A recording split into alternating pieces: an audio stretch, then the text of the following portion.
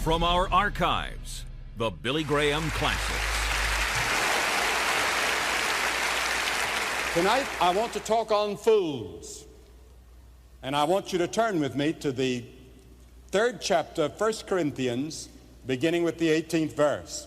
Let no man deceive himself. If any man among you seemeth to be wise in this world, let him become a fool that he may be wise. For the wisdom of this world is foolishness with God. For it is written, He taketh the wise in their own craftiness. And again, the Lord knoweth the thoughts of the wise, that they are vain. A couple years ago, Anthony Newley sang, What Kind of a Fool Am I? To the top of the charts. And I looked up in the dictionary to see what a fool is, or one of my associates did for me. And the Bible has a lot to say about fools and what a fool is.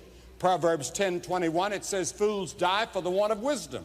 Proverbs 1:7 says, fools despise wisdom. When P.T. Barnum came to this country many years ago, he said, the American people want to be fooled, and I'm here to fool them. He said, a fool is born every minute. And now synonyms that you can find for the word fool is stupid person, bonehead, blockhead, simpleton, chump, nitwit, goose, sap, numbskull, ignoramus, beetlehead, whatever you want. One who has been imposed on by others, a stooge, a gullible, or a dupe. Now in the Bible it may mean all of this, but it also has a moral meaning in the Bible and is a very important word in the Bible. And the verses seem almost paradoxical. 1 Corinthians 3:18 says, let him become a fool. And Proverbs 1:7 says, fools despise wisdom. And God is speaking from the divine standpoint. In one passage, the fool is an unthinking, thoughtless, careless person without true understanding. In the other passage, the word fool is used from the standpoint of people who have received Christ, because the world laughs at them and says they're foolish and ridiculous. They're fools. So there are unwise fools and there are wise fools. Now Jesus said, whoever calls his brother a fool is in danger of hellfire. You be very careful how you call another person a fool. I wouldn't dare use that name for you or for anybody else. Never use the word fool in anger, the Bible says. But I'm telling you what God says about it in certain instances. First, there's the atheistic fool. It's repeated twice in Psalm 53:1 and Psalm 14:1. The fool hath said in his heart, there is no God. But in Hebrew, it actually means there is no God for me. In other words, this fool deliberately says, there is no God for me. He's not saying there's no God, he's saying there's no God for me. Then there's the practical atheist. You see, there are many people that are really not atheists, but they are practical atheists in the sense that they live like an atheist. You profess to believe in God, but you don't live like you believe in God. You live as though there is no God. You too, in a sense, are an atheist. And there are hundreds here tonight like that. You believe in God with your mind. You may go to church, but you live as though God does not exist as far as you're concerned. And so you are an atheist in a sense. And then secondly, the Bible talks about the mocking fool, the mocking fool. Fools make a mock of sin, Proverbs 14:9.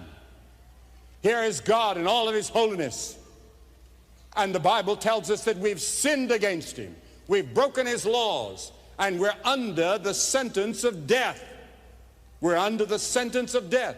I saw a film tonight on television on one of the news programs telling how many men and women are on death row in the United States right now. Under the sentence of death. All of us here tonight are under the sentence of death. The wages of sin is death, and we have all sinned and broken the laws of God. And so we're all sentenced to die. We are to die physically. The graveyards are full of people that are there because sin caused death. And then sin also causes spiritual death. Your soul is dead. Your spirit is dead. Physically you're alive, but your soul that lives inside your body is dead toward God. So you're a walking dead person under the sentence of death. And the only way that you can have that sentence lifted is to come to Christ by repentance of sin and faith in Him as your Lord and your Savior. If you would like that sentence lifted, if you would like your sins wiped out as though they had never existed, if you would like to be justified in the sight of God, pick up that telephone right now, you that are watching by television. Pick it up and call the number that you see on your screen, and a counselor will answer. And the counselor will talk to you about how you can come to know Christ. As many people here tonight, I hope and believe and pray, will find Christ as their Lord and Savior. But there are many people that make a mockery of sins.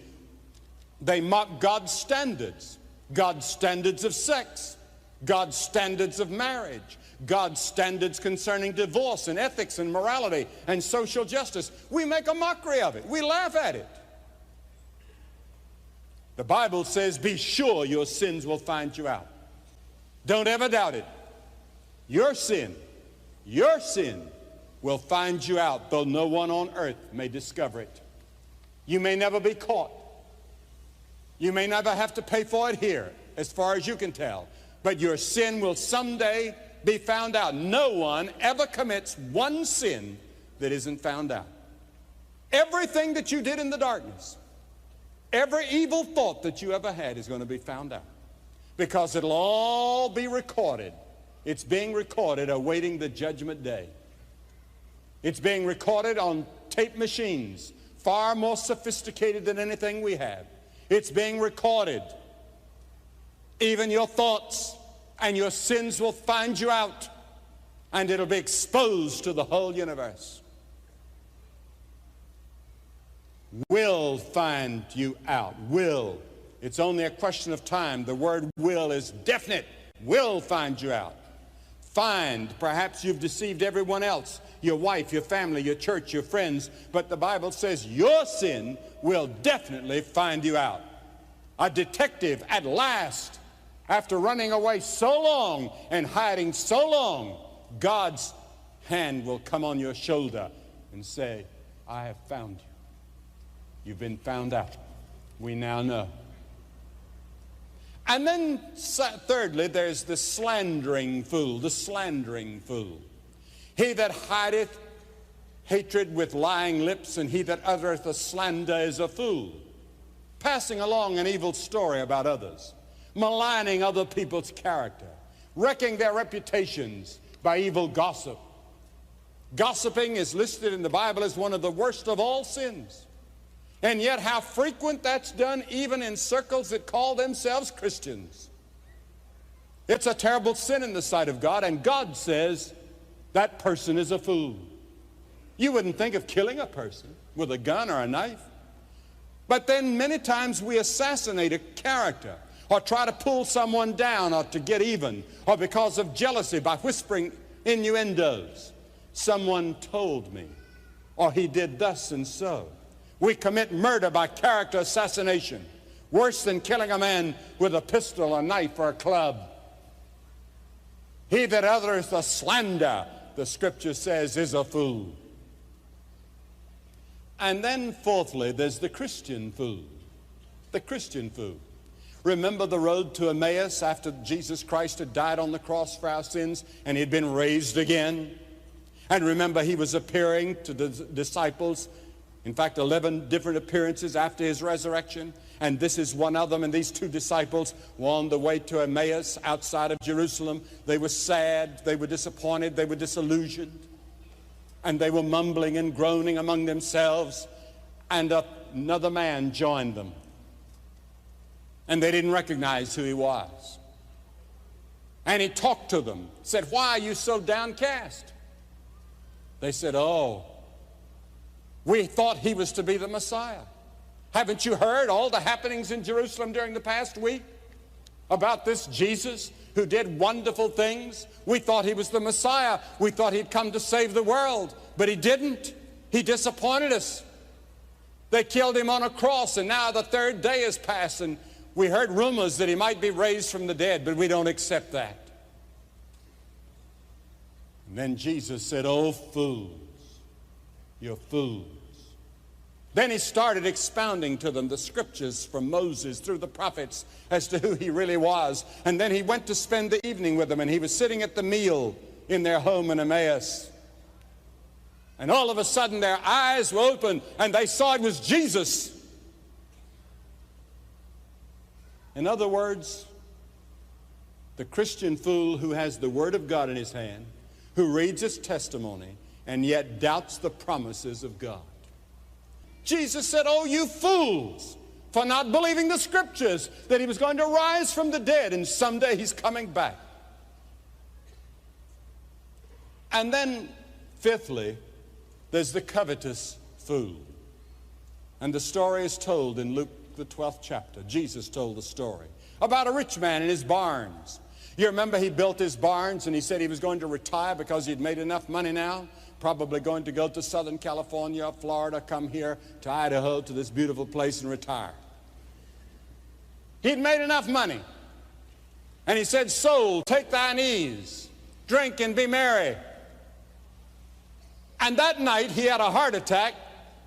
And when he was dying, there was a voice heard from heaven that said, "Thou fool, this night thy soul is required of thee." And the scripture says, Jesus said, "So is he that layeth up treasure for himself and is not rich toward God." You see, he tried to find happiness in the wrong place. Money. He ignored the power of influence, in that no man liveth unto himself. He must have had a family. He disregarded death. He had made no provision for eternity.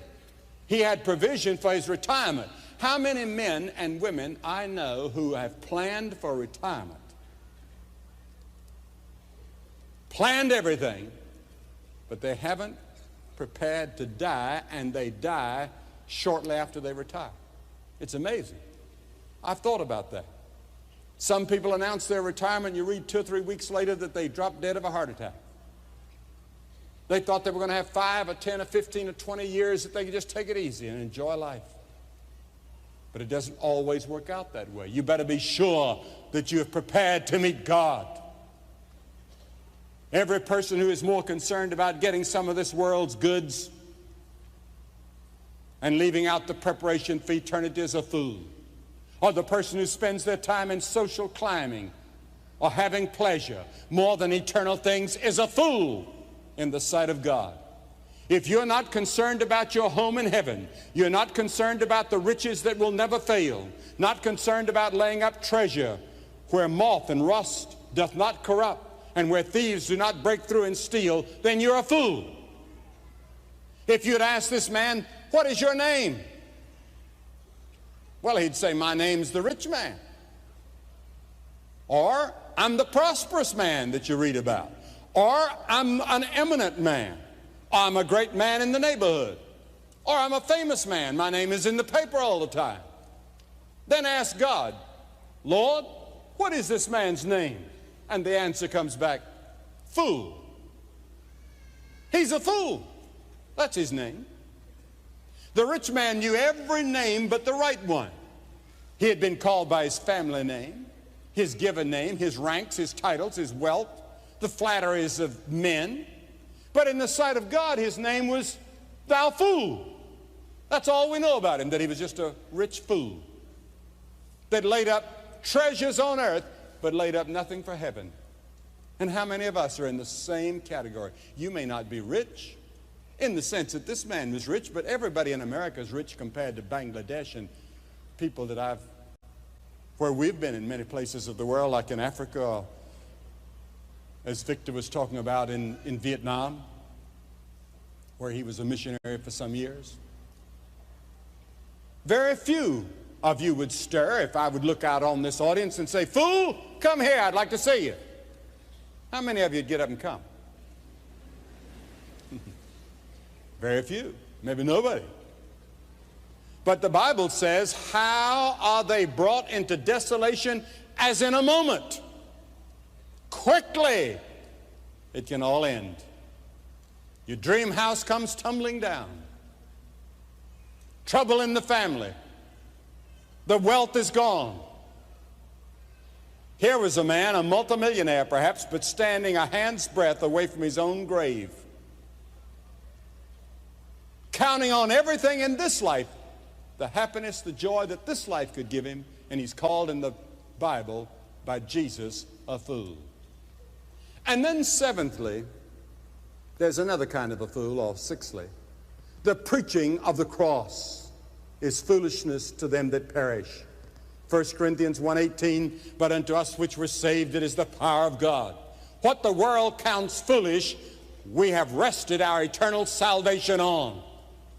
And when you accept Jesus Christ as your Lord and Savior, turn your back on the pleasures and the sensual lust and things of this world, people think you're a fool. The world that does not know Christ looks foolish to me. Why can't they see? Why can't they understand? I want to grab everybody I see on the street and everybody we pass, everybody in the hotel. I want to grab them and say, look here, Christ could change your life. I see their empty faces and I hear the hollow laughter. And I see them drinking, trying to drink themselves into some happiness, or taking the drugs and that hollow stare that they have. And I say, oh, if I could only just shake them loose. But you see, only the Holy Spirit can do that. I cannot do the work of the Holy Spirit for him. The Holy Spirit must convict them of sin. He must also lift this veil that's over their minds. And so salvation is of the Lord, the Bible says. If anyone desires wisdom, let him take his place in identification with Jesus Christ.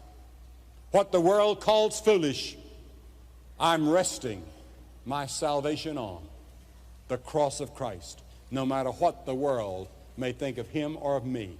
We're fools for Christ's sake, willing for the world to look at us as out of our minds, willing to be accounted as the very offscouring of the earth because we've turned to Christ. Are you one of the devil's fools?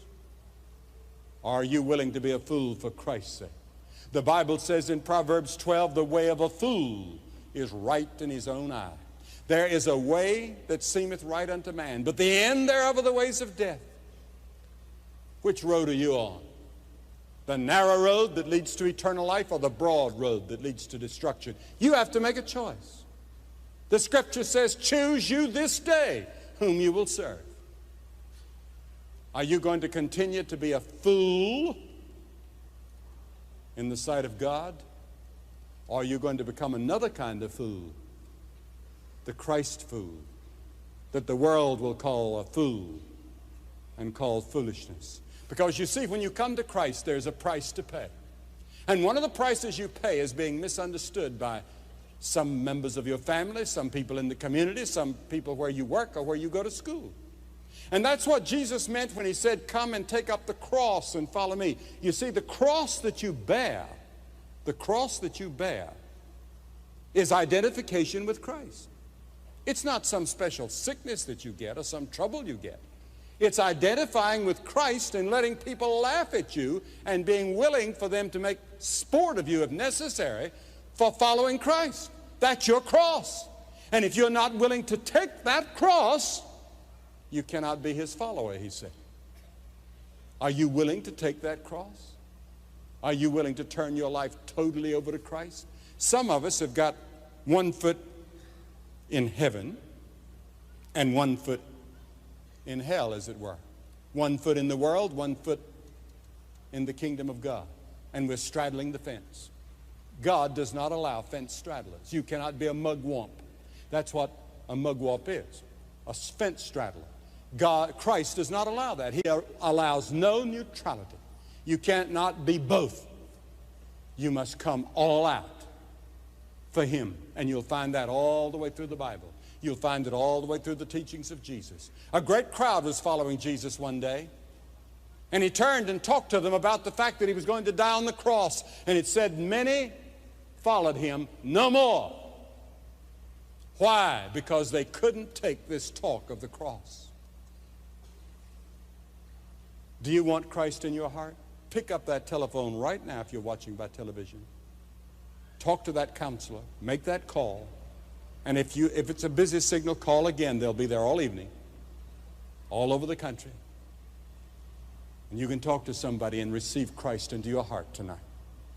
Because you see, when Christ died on the cross, It says that the crowd down below, the mob below, ridiculed and laughed. And they said, "What a fool.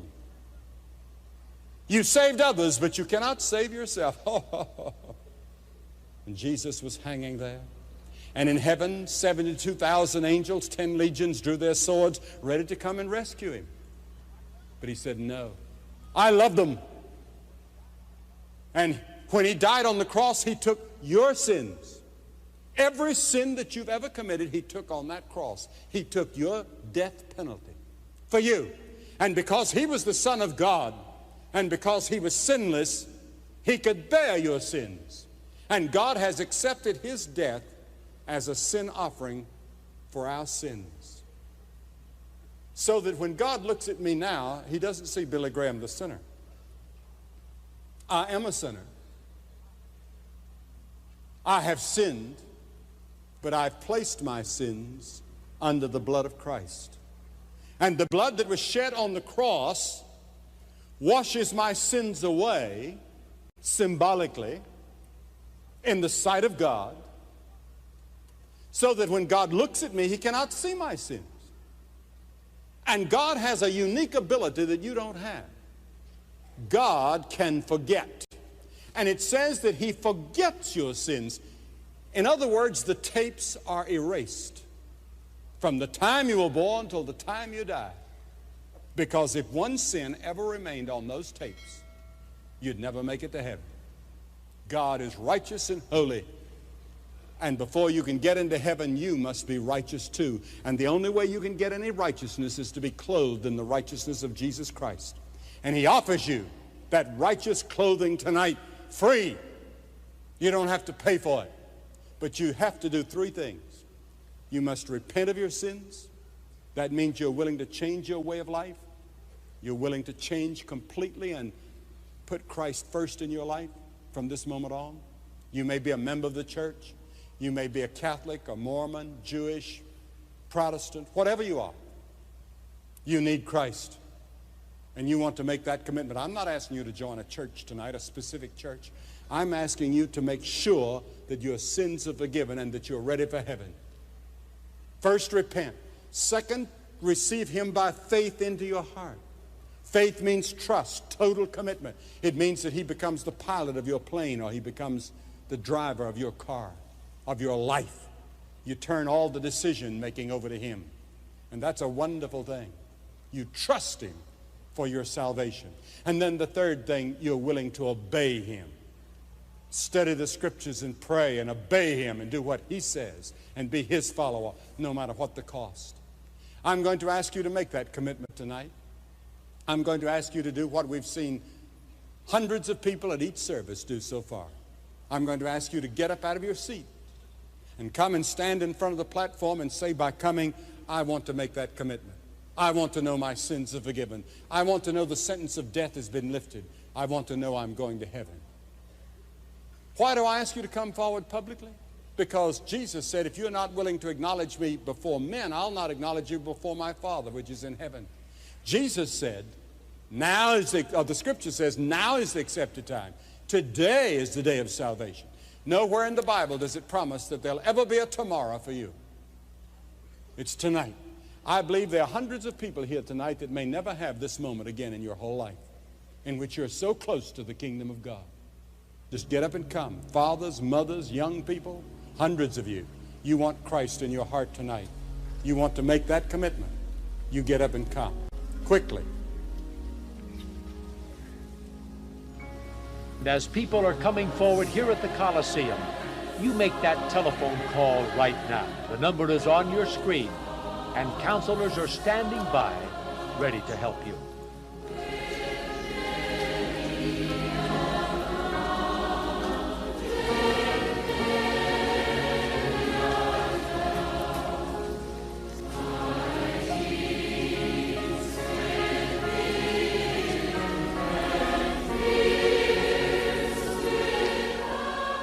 As hundreds are responding to Mr. Graham's invitation to make a public commitment to Jesus Christ, you can make that same commitment right where you are. Just pick up the phone and call the number you see on your screen. Special friends are waiting to talk with you and pray with you about this most important decision. You that are watching by television can see that here in Boise, Idaho, many people are coming to make this commitment to Christ tonight.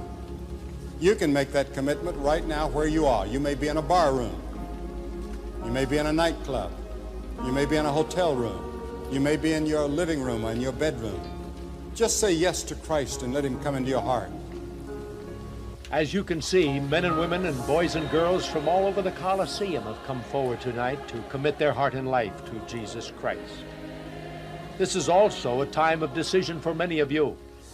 Until then, this is Cliff Barrow speaking for Billy Graham and every member of the team saying goodbye, and may God richly bless you.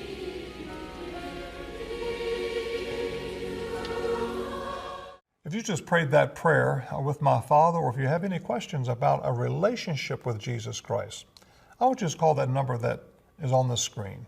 There'll be someone there to talk with you, pray with you, and answer those questions. And remember, God loves you. If you would like to commit your life to Jesus Christ, please call us right now toll-free at 1-877-772-4559. That's 1-877-772-4559. Or you can write to us at Billy Graham, 1 Billy Graham Parkway, Department C, Charlotte, North Carolina, 28201. Or you can contact us on the web 24/7 at peacewithgod.tv. We'll get the same helps to you that we give to everyone who responds at the invitation.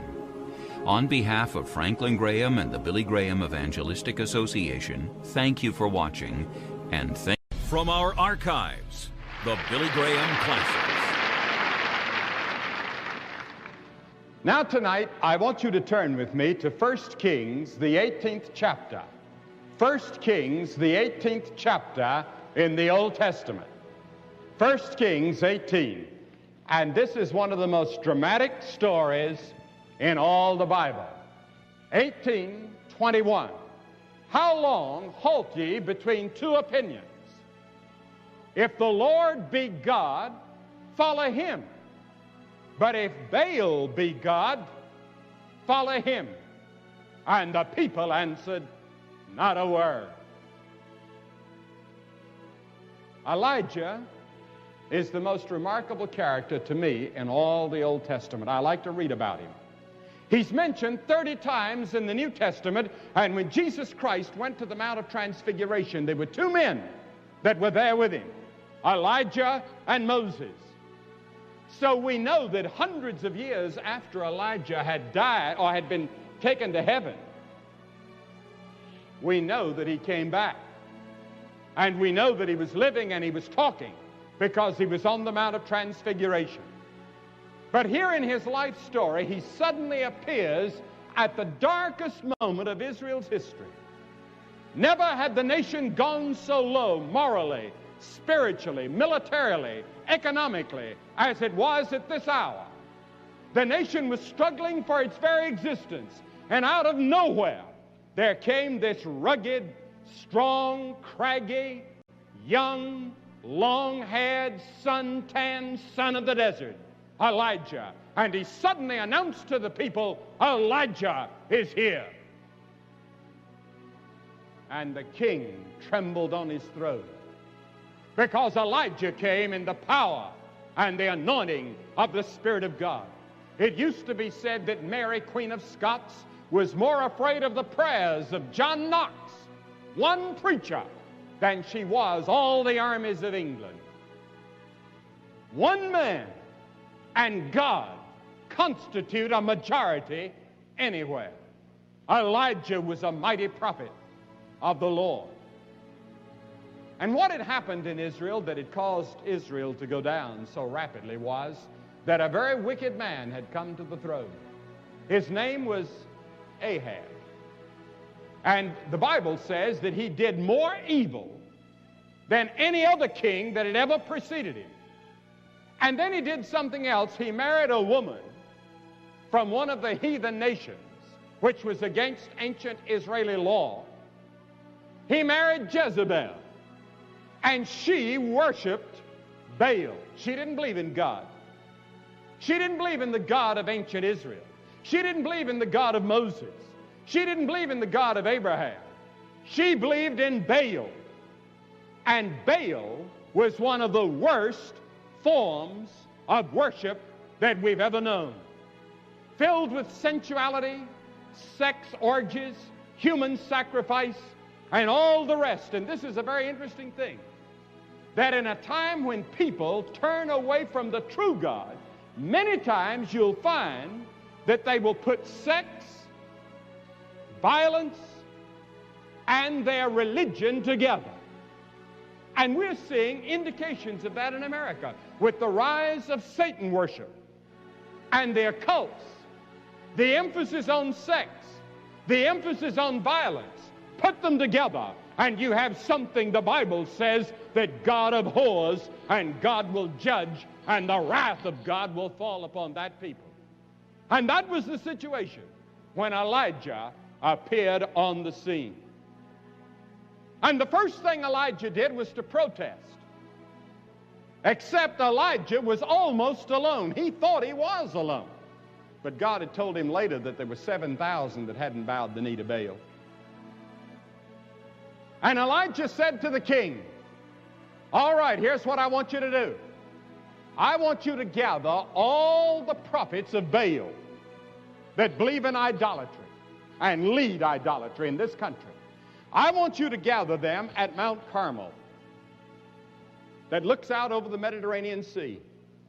And I'll come up there, and we'll let all the people come and watch, and we'll have a contest. I will debate the 450 prophets of Baal publicly and let the people decide who is God. And the king said, all right. So all the people gathered, thousands of people gathered on Mount Carmel, and the 400 prophets of Baal. And Elijah was standing for God alone. He was just one man, one solitary prophet standing there all by himself. He said, here's what I want you to do. I want you to get 2 bulls, build 2 altars. You call on your God, Baal. I'll call on my God, the true and the living God, and we'll see who answers by fire. They said, all right. So they built their altar. They cut their bullock up, laid it on the altar, thousands of people watching, and then they began to call on Baal. They said, oh, Baal, Baal, Baal, Baal, answer by fire. We know you're the true God. Nothing happened. And Elijah stood there and laughed at it. And it's one of the most humorous things in all the Bible. He said, go ahead, yell. Maybe your God's on a trip somewhere.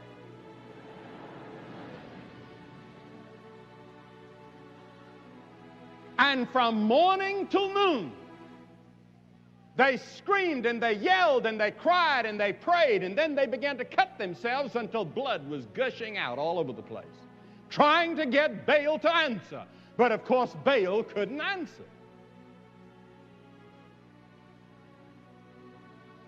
And then Elijah said, all right, it's time for me to take over. He said, all right, build the altar. And they built the altar, put the bullock on the altar. He said, now I want you to get 12 barrels of water and pour it on top.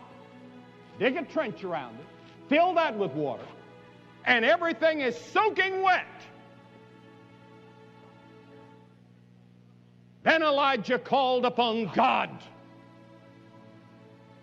and the fire came down from heaven and burned up the bullock and burned up the altar, burned up the whole thing. And the people said, we believe in the Lord God who is answered by fire. And Elijah won the day and left Mount Carmel victorious over the false prophets of Baal. I want you to notice who was there. 3 groups of people. One group, one man, Elijah. So on the other side, 450 prophets of Baal, all experts in religion, philosophy, and psychology. And on the And out in between were the vast mass of people who were not sure. They were uncommitted. They were not sure whether Baal was God. They were not sure whether Elijah's God was God. Their ancient traditions made them want to believe in Jehovah. Their interest, though, was in pleasing the king and being relevant and being in. They didn't want to be old-fashioned and traditionalist and out of step. They didn't want to be caught believing in the Ten Commandments if that wasn't the end thing. You see, men have always been sort of faddist. We go after fads. That's true in every generation. And the end thing at that moment was to believe in Baal with all the freedom of sex and sensuality and the orgies. Now, they didn't like the human sacrifice, but all religion demands some sort of sacrifice, so what they would do, they'd take their babies, many times a chosen baby, and put in the hands of this great God, and the baby would be burned up, and they'd give their babies as human sacrifices. That was Baal worship. But then there were many who were secret followers of the true God. They didn't believe all that hocus pocus about Baal. They had a guilty feeling about it, but they were afraid. They were afraid of standing up for God, afraid of standing up for what they believed to be truth. And so they didn't take a stand publicly. You see, Jesus demands a public stand. That's why I ask people to come forward. He demands a public stand. You can't be a secret follower of Jesus and please him. He said, if you're not willing to take your stand publicly and openly, I'll not take my stand openly for you in heaven. And without the intercession of Jesus Christ, none of us would ever make it. And then Elijah said something to all these people. If the Lord be God, follow him. But if Baal, then follow him. He said, make a decision. God's not going to allow you to have an altar to Baal in your home, to materialism in your home, and then go to church on Sunday and think that's going to do it. You've got to come all out for Jesus Christ. He must be first and Lord in every area of your life if you're to be acceptable to God. Now, the people had seen the evidence. They knew Baal couldn't give them peace and joy and happiness. They knew that. You know, one of our most famous film stars said the other day this. I won't call her name, but she was quoted in one of the magazines as saying this. I was the victim of the American dream. I'd been brought up to believe that when I found success, I would automatically be terribly happy. We were all taught that. Well, I got the success. I'd spent 21 years believing that as soon as all these wonderful things happened to me, my troubles would vanish. Well, they didn't. It was a big disillusionment, she said. And she's only 21 now. 21 years. Thinking that if she made it on television, and she's famous on television, and she's famous in motion pictures around the world, that she'd be happy. She said it's been a big disillusion. You see, Baal can't bring inner peace and satisfaction to the human heart. Pascal once said it, the great scientist. He said, happiness is neither within or without us. It is in God. And only when God is in us is happiness within us and without us. How true that is. Happiness and peace and joy come in knowing God. Baal couldn't answer their deepest needs, their great philosophical questions of where did I come from, why am I here, where am I going? Baal gave them no answers. Neither does capitalism and materialism and secularism and humanism. It's found only in a relationship with God. You see, you were made for God. Made in God's image, made for fellowship with God. And you can try all your life in 1,000 different directions to find that certain something, and you'll never find it. I've seen men strive to become the most brilliant scientists, and I know some of the most brilliant scientists in America that are miserable. I've seen men spend their lifetime making money, and I know some of the richest men in America, and I know how miserable some of them are. I've seen men strive all their lives to attain political power. And they get political power. They get the office they were seeking, but it doesn't bring the peace and the joy and the happiness and the fulfillment they thought it would. But here's an interesting thing. I've never seen a person give their lives to Jesus Christ sincerely, but what they didn't find what they were looking for. He satisfies the deepest longings of our hearts and our lives. Now, Elijah taught us one thing, and Jesus teaches it too. You must make a choice. You have a will of your own, and you have to decide. How long will you halt between two opinions? Jesus said there are two ways of life. Now, the Bible says there's a way that seemeth right unto a man, but the end thereof are the ways of death. Some of you think you're all right and that you're on the right road now. You don't realize that you're on the broad road that leads to destruction. Jesus said there are two roads, the broad road and the narrow road. The narrow road leads to eternal life. The broad road leads to destruction. And every person in this audience tonight is on one or the other. Which are you on? He said there are two masters. He said you cannot serve God and mammon. You'll either hate one and love the other or love one and hate the other. He said make a choice. He said there are two fathers. You know, the Bible doesn't teach the fatherhood of God and the brotherhood of man. Not in the sense that many people teach it. By creation, He's our Father. By creation, we're all members of the same human race. And that's why we're to love each other no matter what race we come from. We're all brothers in that sense. But spiritually speaking, we are not all of the same Father and all of the same blood.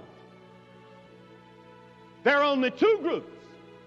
Those who are lost and those who are saved. Those on the broad road, those on the narrow road. You must be on one or the other. And there are two destinies. There is a heaven and there is a hell. I know it's not popular today to believe in hell. You can believe in heaven, but people would rather not think about hell. I don't blame you. It's a terrible place. But the Bible teaches it's going to be a hell. There is a hell where men are going to be separated from God forever. And there's a heaven where men are going to fellowship with each other and fellowship with Christ forever. You must make a choice. You young people, you have to make the choice. This is one choice you can't depend on your parents to make for you. Your parents can teach you and help you and do their best. And many of you parents have done your best with your children. You've prayed for them, you've loved them. But there comes a time when they have to make their own choice about Jesus Christ. They have to decide for themselves in the lonely arena of their own hearts. The greatest battle that's ever fought is this battle in the heart of a young person about Jesus Christ. And this is one thing you can't depend on anybody to make for you. You have the ability to make it. You have the right to make it. You can say yes or you can say no. It's one or the other. And Jesus does not allow neutral ground. And He warns against waiting too long. The Bible says now is the accepted time. Today is the day of salvation. He that hardeneth his heart, being often reproved, shall suddenly be cut off, and that without remedy. Come while you can. Don't put it off any longer. How long halt you between two opinions? Now, when you make that choice, there's going to be a price to be paid. The people that choose Jesus Christ will pay a price. There are thousands of people in other parts of the world. The price they have to pay is they're ostracized from their family. In some parts of the world, they can never go any further than grammar school if they make a decision for Christ. They can never get a job above menial labor if they make a decision for Christ. But in those parts of the world, thousands upon thousands are living for Jesus Christ. In America, we've had sort of an unnatural situation. It's almost popular to follow Christ in some areas of the country now. That won't last long. There's always a price. And if you receive Christ as your Savior and try to live for Him, some people are going to sneer and they're going to make fun behind your back. And in this period of conformity, we don't want to be considered too different. But He calls upon you to be different. When the gang is doing certain things you know to be wrong, you take your stand and say, no, I can't do that because I'm a Christian. Because I believe in Jesus Christ. It costs something to follow Christ. And Jesus said, you better sit down and count the cost one day. You see, a big crowd was following Jesus, and He said, wait a minute, count the cost. Do you know that I'm going to die on a cross, and if you follow me, you're going to have to go die with me? Oh, we didn't know that, Jesus. We thought you were setting up a big kingdom. We were going to be in the kingdom with you. So they left Him. There will be the cross for you to bear before the crown. And when you do come to Jesus Christ, you're going to be tested by God. God never has anyone come to Him that He doesn't test you. Some of you have made your decisions for Christ this week, and already you're being tested. Temptation is coming. A friend doesn't understand the step that you've taken. Already you're filled with some doubts and weakness. This is all normal to every person that ever came to Christ. We don't just jump right out and be full grown. Grady Wilson, his daughter just had twins. Well, they weren't born full grown. One of them was 5 pounds and one was 6 pounds. And they're just little tiny babies. But they will be full grown someday. But it takes time to grow. God will test you when you come to Christ. And He demands an immediate decision. I wonder how many more sermons it would take to win you to Christ. How many more warnings will God have to give you? How many more graves will have to be dug? How many more wars will have to be fought? How many more earthquakes or tornadoes and floods will have to come before you make your decision?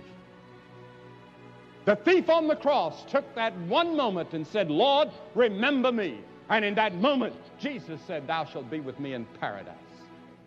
That quick, you can make your decision and commitment. And remember, God loves you.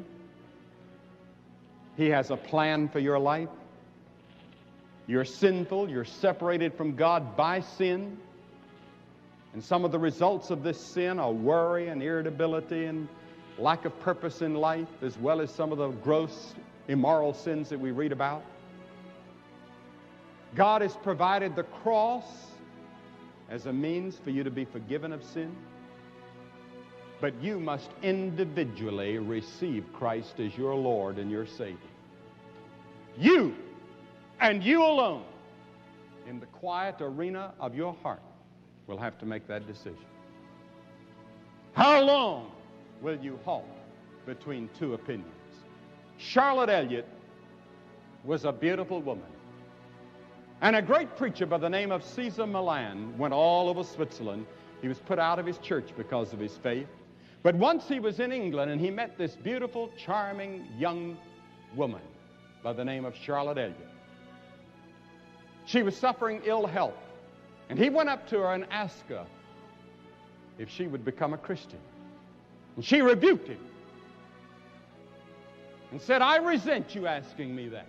And she was very irritated at him. He said, I didn't mean to be offensive to you, but I only meant to tell you that God loves you and God's willing to change your life and give you peace in your heart. That night, Charlotte Elliott could not sleep. The words that the preacher spoke to her kept ringing in her ears. And during the night, she got up, got on her knees, gave her life to Christ, and she sat down and wrote the hymn that we sing every night. Just as I am, without one plea, but that thy blood was shed for me, and that thou bidst me come to thee. O Lamb of God, I come, I come. Just as you are. You don't have to go home, change clothes. You don't have to go home and get better. You can't improve yourself. You come just like you are, with all your sins, with all your failures, with all your mistakes, with all your hypocrisy. You come just as you are.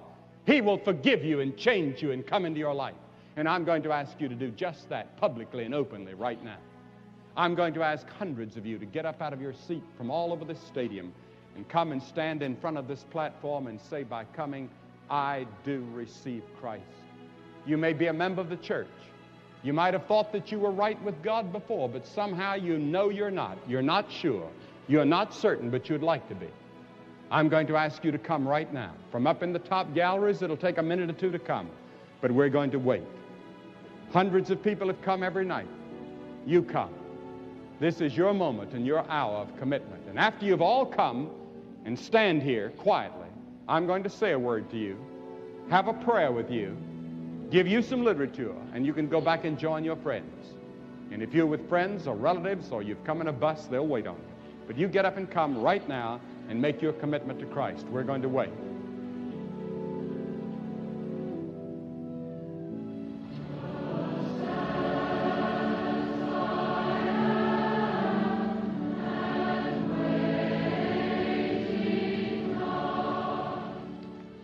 As hundreds are responding to Mr. Graham's invitation to make a public commitment to Jesus Christ, you can make that same commitment right where you are. Just pick up the phone and call the number you see on your screen. Special friends are waiting to talk with you and pray with you about this most important decision.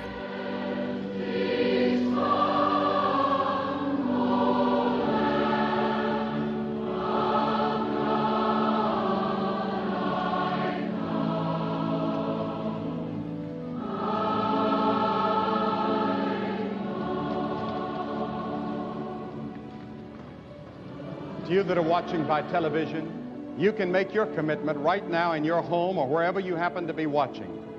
Hundreds of people here at the University of Kentucky Coliseum are coming to Jesus Christ. They're choosing between these two opinions. They're choosing Christ. They're coming just as they are. You can come just as you are, where you are. May God help you to make that commitment tonight.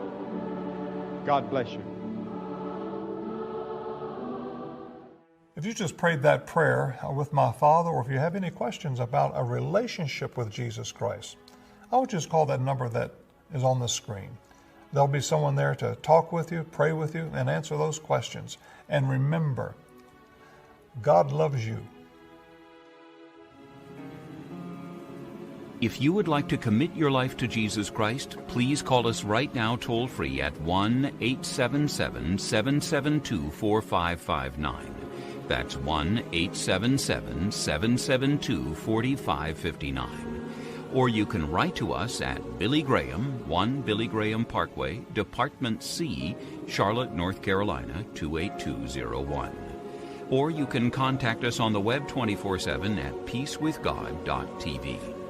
We'll get the same helps to you that we give to everyone who responds at the invitation. On behalf of Franklin Graham and the